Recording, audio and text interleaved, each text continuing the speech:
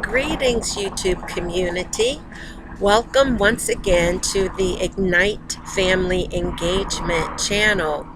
I really appreciate you being here today. My last video topic was about parents. I wanted to check in with parents to make sure that they were doing well during this very uncertain time, not just because of COVID-19, but our educational systems are a little different right now. There's just a lot of uncertainty with the system of education. So today I want to check in with all of our teachers. Now, I have to tell you, I am outside on a very cool autumn day. I'm a mom, and my daughter's in the background jumping on her trampoline, and I am sitting in the middle of an area where a helicopter is flying by. So you will hear some background noises, perhaps you will see some things, but this is the authentic life of a parent, an authentic life of a family engagement influencer. Now, before we get started with the content of the video today, I want to invite you all to like this channel, subscribe to it, give the video a thumbs up, and by all means share this video with other people, because when you do those things, it really lets others know the quality of the content being shared with you all. So again, like, share, subscribe, and comment. Now let's get moving with the content of our video today. The question that I want to ask teachers is this: how are you doing? I know it's pretty difficult with so many struggles today. Some schools are in session with safety protocols in place. Other schools have a blended approach with the hybrid model in place, where children receive their education part of the time at school and the rest of the time at home. And then we have the virtual programs that some schools have continued until they feel it is safe for students to return to in-person learning and instruction. So with that in mind, knowing that there's just a lot of stress placed upon all of our teachers, I want you to know that parents like me appreciate everything that you're doing. And despite the challenges that you are confronted with, you're already using the very, very best instructional approaches. You are continuously engaged in professional development, teachers, so that all of your the work that you present for your students shows it. You have the capacity, and you demonstrate the capacity to provide various services, supports, and interventions to all of your students in a highly differentiated and supportive manner. In addition to that, data drives everything that you do. Data is at the heartbeat of your work as teachers. You use data to determine your assessments, your instruction, the supports that you will provide students with. You design performance tasks that center around all of the data that you have in place. So you're doing so many wonderful things as highly qualified, highly educated, talented teachers. But to get back to my question, how are you doing? I would imagine that those teachers who are especially impacted by virtual learning and blended learning with the combination of at home and in school learning, there's probably an area that concerns you. And I'd like to spend a little bit of time dealing with that. That area is family engagement.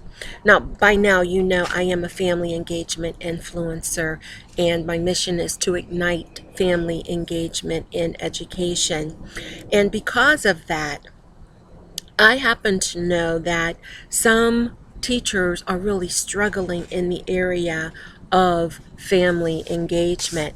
So I want to give you all just a little bit of advice to help you, to ensure that you are okay with all that you do every day, all that you do with the challenges that confront you with COVID 19 and your instructional model.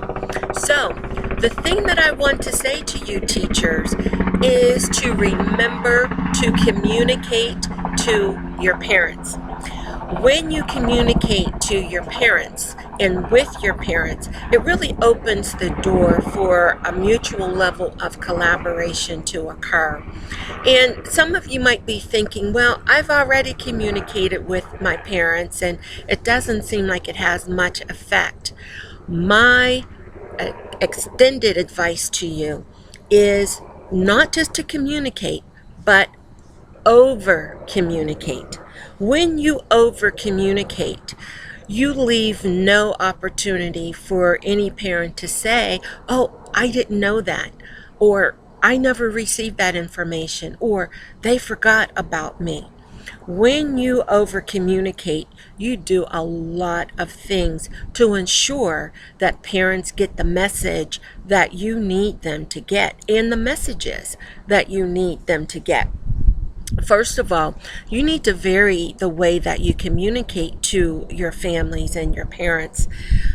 It's okay to use some traditional means to communicate, whether it is telephone calls, whether it is traditional U.S. Postal Service, mail, letters.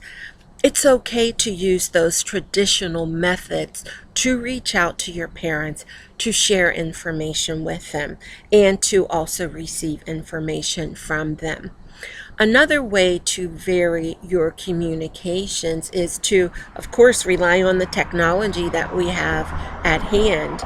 Things like email, things like text messages, video conferences, also video calls, discussion boards, chats. Those are ways that you can let your parents know that you are there to support their efforts with their child at home.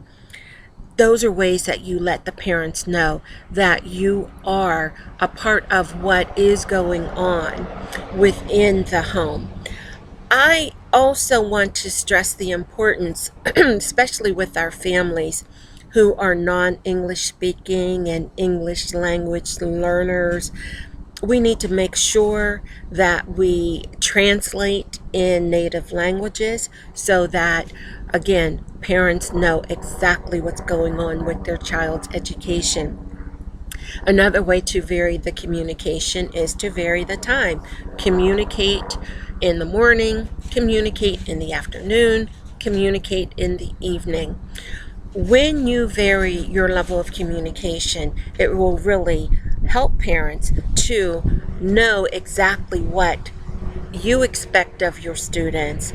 It helps the parents know what they can do to support their children at home. I would like to talk to you about a strategy that some of you may have heard me talk about, and it is a home visit that I call the BFF visit. That's BFF, meaning bonding face to face. Now, I know you're thinking that in these difficult times, home visiting can't be done. You're right. You need to be very, very cautious if you conduct home visits. Now, if your school endorses safe protocols for you to make arrangement to reach out to families where they are, but safely, so that you are following safety protocols, you're wearing a mask, you're social distancing, you're practicing good hand sanitation, and so on, it's okay to do that. You can make arrangements with parents to meet them maybe at a park. You can meet them in front of their homes. You can meet them at on the outside of a community restaurant. Have a cup of coffee with them. You can communicate concerns. You can communicate information, and just like I did with parents and what I'm doing with you, you could do that just to check in with them. Another way that you can use the BFF visit is by conducting virtual home visits. With the virtual home visit, you can certainly go through all of the things that I just mentioned, but do it virtually.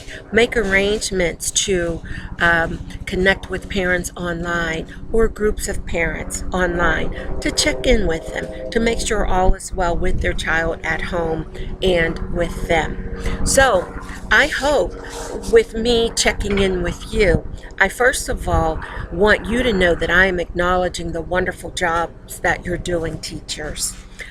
However you are delivering your instruction to your learners, I know without a shadow of a doubt that you are doing a wonderful job. But part of my purpose for checking in is to make sure that all is well with your communications with parents. So I want you to continue to stay safe, continue to have a good school year. Thank you for tuning in. Goodbye for now.